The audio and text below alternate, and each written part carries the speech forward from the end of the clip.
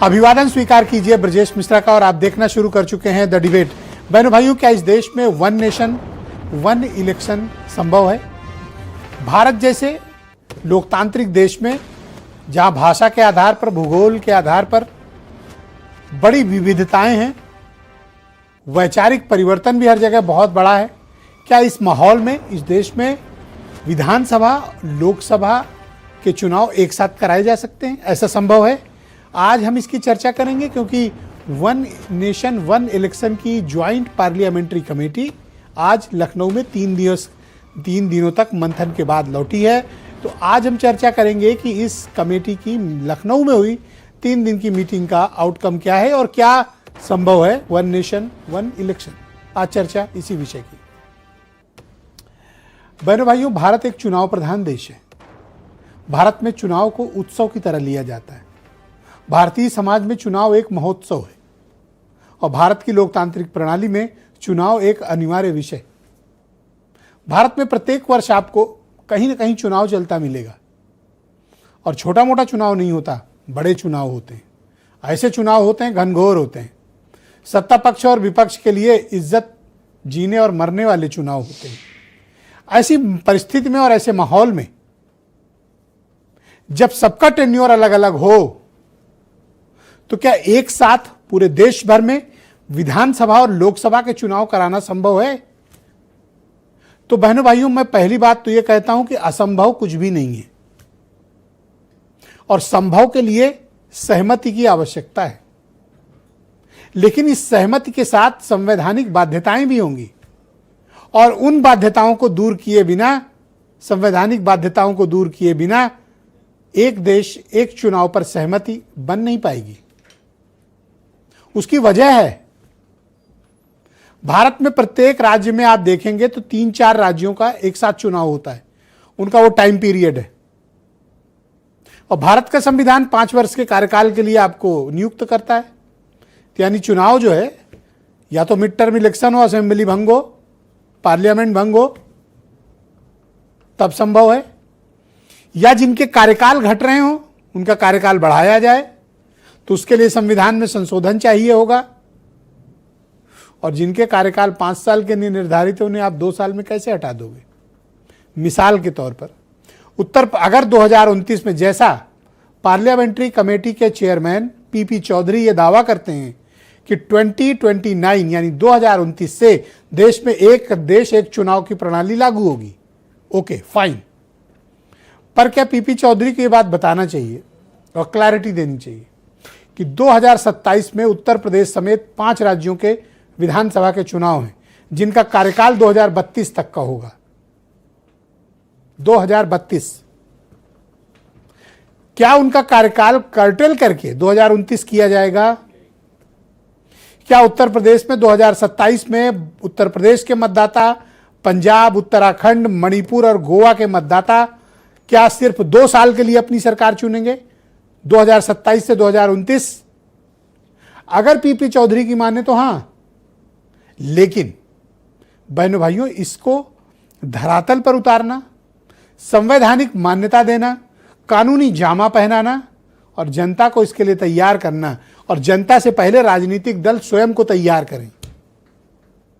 क्या इस देश में अपना कार्यकाल छोटा करने के लिए 2029 में तैयार हैं सब? क्या समस्त पॉलिटिकल पार्टियों की सहमति है? बहनों भाइयों, वन नेशन वन इलेक्शन तो बाद में आए, लेकिन मैं देख रहा हूं कि राजनीतिक दलों का मसला डिलिमिटेशन जरूर है। डिलिमिटेशन को लागू कराने के लिए बीजेपी का इंटरेस्ट लगातार बढ़ रहा है और शायद यही कारण है कि उन्होंने लोकसभा में, राज्यसभा में सांसदों के पर्याप्त संख्या को अपनी तरफ आकर्षित करना और अपने मुद्दों पर सहमति बनाना शुरू किया। लेकिन हम मूल मुद्दे पर रहेंगे। मूल मुद्दा है वन नेशन वन इलेक्शन। आज ये विषय मैं आपके समक्ष प्रस्तुत करता हूं, आप मतलब जनता के समक्ष प्रस्तुत करता हूं। इस मामले में आप खुली राय दें, अपने ओपिनियंस हमको फेसबुक पे, यूट्यूब पे, ट्विटर पे, जहां भी आप टेलीविजन पे, आप जहां भी चैनल देख रहे हो, आपकी भी ओपिनियन की जरूरत है, क्योंकि end of the day democracy जनता के कंधों पर है और जनता को तय करना है कि क्या वो अपनी सरकार 2 साल के लिए चुनेंगे, 2027 से 29 तक के लिए, या फिर उत्तर प्रदेश की सरकार का कार्यकाल 2032 तक पूर्ण हो।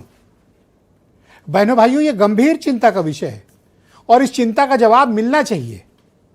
मुझे अचरज है कि राजनीतिक दलों ने इस मुद्दे पर कोई खुली चर्चा आपके साथ क्यों नहीं की, आप मतलब जनता के साथ क्यों नहीं की। बंद कमरे में ज्वाइंट पार्लियामेंट्री कमेटी बैठक करके कुछ भी डिसाइड कर लेगी क्या इस देश में? इस देश के आम आदमी को विश्वास में लिए बिना आप 1 नेशन 1 इलेक्शन कैसे लागू करेंगे? क्या भारतीय जनता पार्टी, क्या कांग्रेस पार्टी, क्या समाजवादी पार्टी, क्या बीएसपी, क्या आरएलडी और क्या स्टेक होल्डर्स तय करेंगे कि इस देश में 1 नेशन 1 इलेक्शन होगा, या आम आदमी तय करेगा? मुझे बताए कि जेपीसी ने आम आदमी से क्या सहमति ली, और अगर ली तो संवैधानिक बाध्यताओं का क्या, संवैधानिक मान्यताओं का क्या, कानूनी मसले का क्या? एक दावा किया जाता है कि चुनाव पे तकरीबन भारत में 7 लाख करोड़ का खर्च आता है। ये तो वो खर्च है जो आपको पता है भाई साहब, आपको वो पता नहीं है जो आपके ऊपर खर्च किया जाता है, वो इससे कहीं ज्यादा है। भारत में चुनाव बहुत महंगे हो गए। इस प्रदेश में और देश में राजनीति अब आसान काम नहीं है। एक विधायक और एक सांसद के क्या खर्चे हैं, एक रनर प्रत्याशी के क्या खर्चे हैं, आपको अंदाजा भी नहीं होगा। और चुनाव के वक्त ये चुनाव कितना महंगा हो जाता है। महंगा का मतलब आप समझ रहे होंगे, क्योंकि आप भी तो उसके भागीदार हैं। आप ही की वजह से तो चुनाव महंगा हो रहा है। तो क्या ये पैसा भी बचेगा, देश की अर्थव्यवस्था ठीक होगी और ये पैसा जनता के काम आएगा? ऐसा संभव है? क्या राजनीतिक पार्टियों की नीयत सही है या कोई प्लानिंग है ये 1 नेशन 1 इलेक्शन? तो हम इसके समग्र आउटलुक पर चर्चा करेंगे, किसी एक कोण पर नहीं। हम इसकी समग्रता के साथ चर्चा करेंगे, इसकी अच्छाइयाँ, इसकी कमियाँ, कानूनी संवैधानिक मान्यताएं, राजनीतिक दलों की सोच और जनता की ओपिनियन। तो कुछ बयान, फिर आज की डिबेट।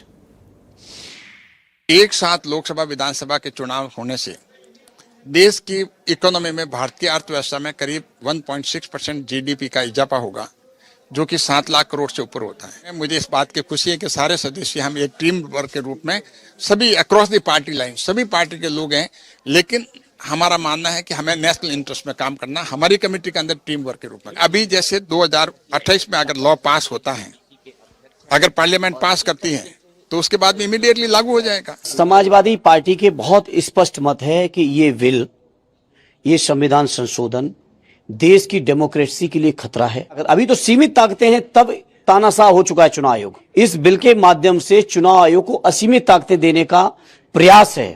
यद्यपि हम विपक्ष के लोग इस कानून को पास नहीं होने देंगे पार्लियामेंट में। निश्चित तौर से 1 नेशन 1 इलेक्शन के हम भी विपक्ष में हैं, विरोध में हैं, क्योंकि ये पूरी तरीके से सरकार अपने तरीके से, अपनी व्यवस्थाओं के तहत ये सारा कार्यक्रम करना चाहती है, चुनाव कराना चाहती है और अपनी चीजों को थोपना चाहती है। बिल्कुल हमने आपत्ति दर्ज करा दी और बता दिया कि हम इस जो ये बिल संशोधन है, इसके हम विरोध में खड़े हैं।